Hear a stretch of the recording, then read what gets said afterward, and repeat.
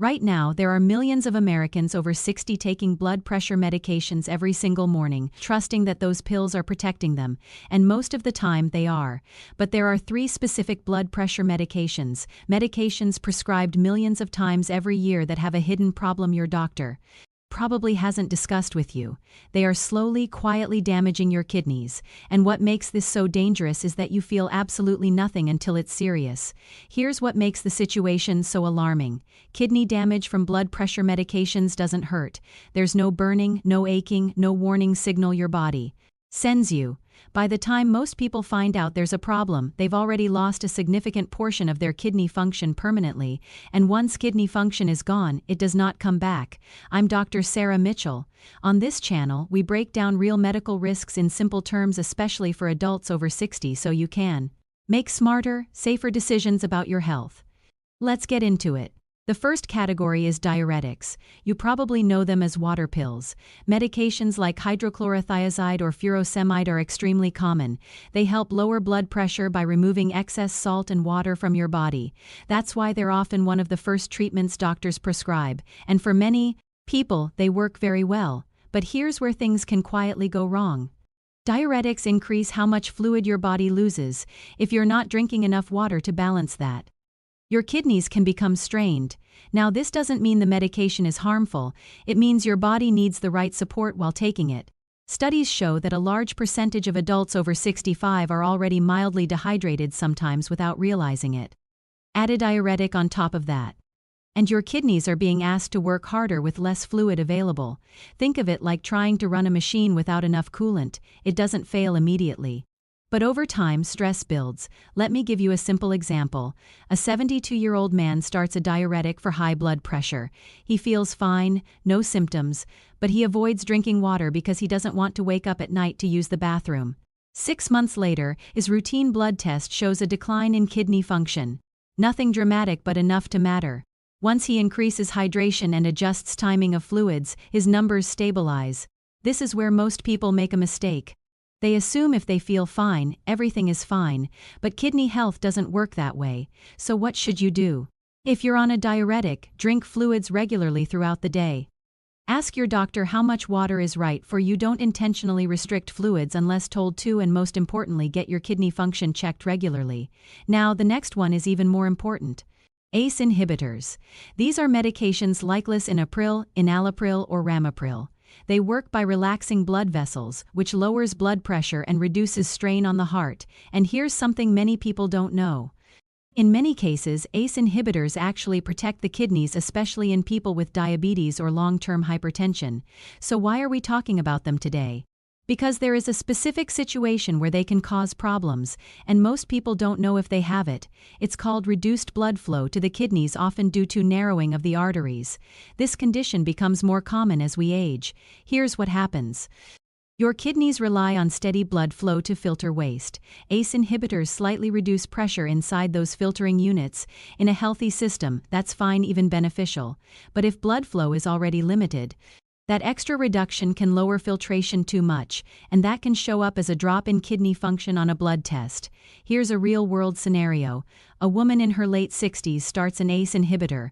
Her blood pressure improves. She feels great. But a follow-up test shows her kidney numbers have changed. Her doctor investigates, adjusts the medication, and continues monitoring. Her kidney function stabilizes. This is exactly how medicine is supposed to work. Not panic, not avoidance, monitoring. But here's the key point most people miss. The risk isn't the medication itself, it's starting or continuing it without checking how your body responds, and this is where regular testing becomes critical. If you're taking an ACE inhibitor, you should have your kidney function checked after starting it, and periodically after that. A simple blood test can catch changes early before they become serious. And no, this doesn't mean you need scans or complex procedures in most cases. It means staying consistent with basic monitoring. Now, stay with me, because what comes next is where the real risk increases. And this is where most people unknowingly create a problem. NSAIDs. These are common pain relievers like ibuprofen or naproxen. They're easy to get, no prescription needed, and many people over 60 take them regularly for joint pain, back pain, or headaches. On their own, occasional use is usually fine for most healthy individuals. But here's the issue. NSAIDs affect blood flow inside the kidneys. They reduce certain signals that help keep blood moving through kidney tissue. Again, short term, this may not matter much, but when you combine them with other medications, that's when things can change quickly, and the next one is even more dangerous. Because now we're talking about combinations. This is what doctors sometimes call the triple effect. A diuretic, an ACE inhibitor, and N-NACID, each one affects the kidneys in a different way. The diuretic reduces fluid volume, the ACE inhibitor lowers internal pressure, the NACID reduces blood flow signals. Individually, these effects are usually manageable. Together, they can reduce kidney function more than expected, especially in older adults. And here's the problem. Most people don't realize they're combining them. One doctor prescribes a blood pressure medication, another manages something else. And the pain reliever comes from a pharmacy shelf. No one step seems dangerous, but over time the combination can increase the risk of acute kidney stress. Let me give you a clear example. A 74-year-old man takes a diuretic and an ACE inhibitor for years. His blood pressure is controlled. Then he starts taking ibuprofen regularly for knee pain. Within a few months, his routine labs show a noticeable drop in kidney function. His doctor reviews his medications, adjusts his pain management plan, and increases monitoring. His kidney function stabilizes, not because the medications were bad, but because the combination needed attention. This is where most people make a mistake. They assume over-the-counter means harmless, but your kidneys don't see prescription versus non-prescription. They respond to the total load. So what should you do instead? If you take pain relievers regularly, talk to your doctor about safer options. Use the lowest effective dose. Avoid long-term daily use unless advised. In many cases, alternatives like acetaminophen may be safer for the kidneys when used appropriately. And topical treatments like gels applied directly to joints can reduce overall exposure. Now, the next factor is something almost no one talks about: hydration habits. This sounds simple, but it has a huge impact. As we age, our sense of thirst decreases. That means you may not feel thirsty even when your body needs fluids. Now combine that with a diuretic, warm weather, or illness, and your body can become dehydrated faster than you expect. Even mild dehydration can affect kidney function, especially if you're on medications that rely on proper fluid balance. Here's a simple scenario. An older adult reduces fluid intake to avoid nighttime bathroom trips. At the same time, they're taking a diuretic. Over time, their kidneys are consistently working with reduced fluid. A routine test shows declining function. Once hydration improves, the numbers stabilize. Again, not dramatic, but preventable. So what should you do? Drink fluids regularly throughout the day. Don't wait until you feel thirsty. Adjust timing to reduce nighttime disruptions, and most importantly, discuss your ideal fluid intake with your doctor, especially if you have heart or kidney conditions. Now let's talk about another overlooked issue: lack of monitoring. This may be the biggest risk of all, not because people ignore their health, but because everything feels fine. Remember this: kidney disease in early stages is silent. You won't feel it. That's why simple blood tests matter so much. Creatinine, EGFR, these numbers tell you how well your kidneys are working. And they can detect changes long before symptoms appear. But many people go years without checking, not intentionally, just because no one emphasized it. This is where you take control. If you're over 60 and taking blood pressure medication, you should know when your last kidney test was. You should ask what your numbers mean. You should track changes over time, because trends matter more than a single result. This is where most people make a mistake. They wait for symptoms. By then, significant function may already be lost. But here's the good news: when caught early, changes can often be stabilized, sometimes even improved. And that brings us to the most important part of this video: what you should do starting today. Let's make this simple and practical.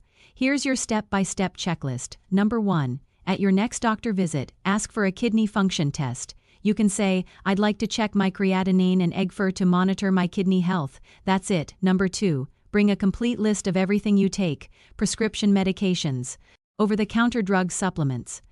This gives your doctor the full picture, and it helps prevent risky combinations. Number 3. If you use pain relievers regularly, talk about alternatives. Don't assume they're harmless just because they're common. There may be safer options for your situation. Number 4. Review your hydration habits. Are you drinking enough during the day? Are you avoiding fluids unnecessarily? Small adjustments can make a big difference. Number 5. Stay consistent with follow-up testing. Not once, not only when something feels wrong. Regular monitoring is what keeps small issues from becoming serious ones.